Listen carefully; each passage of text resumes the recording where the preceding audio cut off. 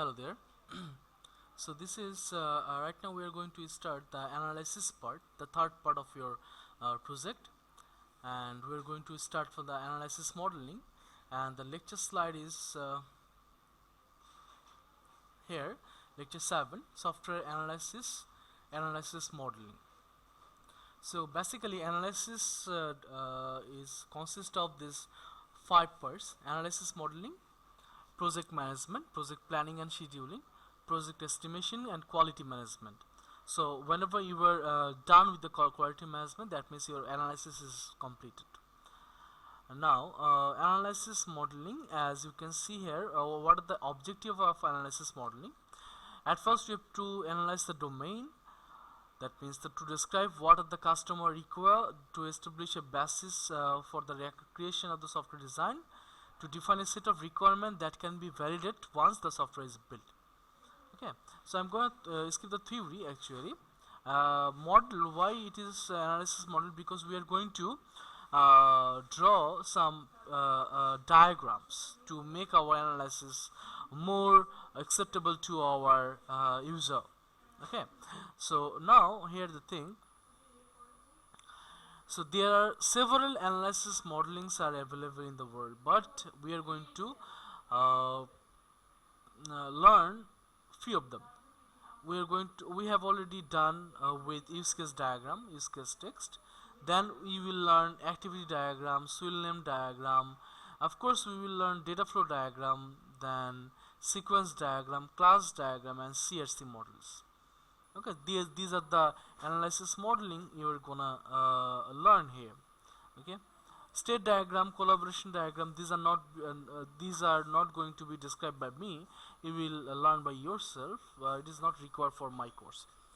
Okay, now you know what is use case diagram. Use case shows us who is doing what. This medical receptionist is the actor here, and these are the job performed by this medical receptionist. Use case text is done. Now come to the CRC. CRC means class responsibility collaborator.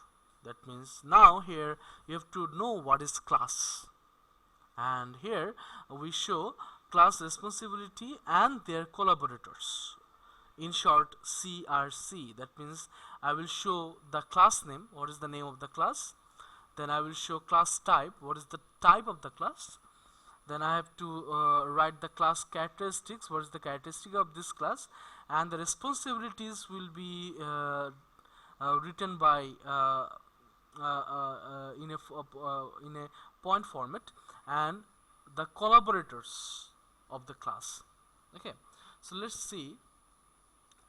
So for example, suppose I have defined these 5 classes: registrar, student, class, class section, grade. So the fundamental question is how we have to identify class, or who are the class. So these are the categories of class. Class may be an external entity. You know what is entity. I don't have to describe this one. Class may be a thing like report, screen display. Class may be an occurrence or event. Class may be a role. Class may be an organizational unit like division, group, team, a section. Okay, place can be a class. A structure like sensor, vehicle, computer can be a class. Okay, so based on this you have to identify your class. This is how I identify this, for example. Okay, now inside the CRC, as you see, class name, that means you have to identify your class. Then you have to identify class type. What type of class it is? Is it a device? It is a role. It is playing a role, or it is playing a event here. Okay, so let's move on. What are the class types? Roles. Class type is role.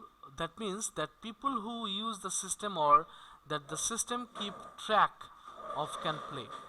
So for example, see, if I go to the example at first, class name is register, class type is role. So why I am writing here role as a class type? Because the definition says, why I am considering class type role, because it's a people who use the system. Register use the system, right? or that the system keep track of can play. If it is something a device, then we will write class type is device, or if the class type is thing, physical object, we will write the things, other things. Okay, like student's role. Course, class type is structure, assembly, or organization unit. This means like class name course has three types. What does it mean actually? So see, property, occurrence, or event. That means provided that the system must maintain a record of of them. Structures, assembly, or organization unit. That means it's a structure that will assemblies or a organizational unit. Course is an organizational unit. That's why course is course class type is structure, assembly, or organization unit. If you go through, you will go course section is same. Grade is property. Why grade is property? Because it is says important characteristics or properties of part of the problem domain that system must remember. That's why grade is property. The next is class characteristics. Tangible, atomic, concurrent. Let's see. Let's go to the example first. Register. Class characteristics is tangible, sequential, persistent, guarded. Why register class is tangible? Tangibility means does the class represent a tangible or physical object or abstract? Of course, register is a physical object. That's why it's tangible. If it is abstract, then we will write the abstract. Why register is sequential? Is the class sequential so that its operation is controlled by external changes? Of course, its operation can be controlled by external changes. It is not concurrent. Persistent. Why it is called persistent? Because persistence means is the class transient so that its object are all destroyed when the it's not like that. When the system quit, the data must be saved. That's why it is called persistence. So persistence means so its object must be stored when the system quits. Okay, and guarded means password protected, whether it will be password protected, secure or not. Okay, guarded means in the sense that its resources are protected or not. If it is its resources are not protected, then you can write corruptible. Okay, but it is not corruptible, it is guarded. So in case of a student is also tangible, sequential, persistent, guarded. Course abstract. See, why course is abstract? Because course is not a physical object, it's abstract. Sequential, persistent, guarded. Course section also abstract, sequential, persistent, guarded. Abstract, sequential, persistent, guarded. Okay, now operations, that means the responsibilities.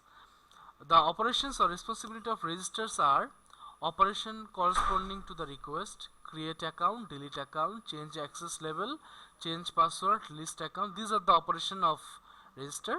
Operational course, these are the operation of course. Let's move on to the example. This is how you have to draw your CRC. This is exactly how you have to draw your CRC. At first you will have to write your class name, class type, okay, register. Class type is role. Class characteristics, tangible, sequential, persistent, guarded. Responsibilities of register is log on, log off, enable register menu, disable register menu, create account. These are the responsibilities or job performed by register.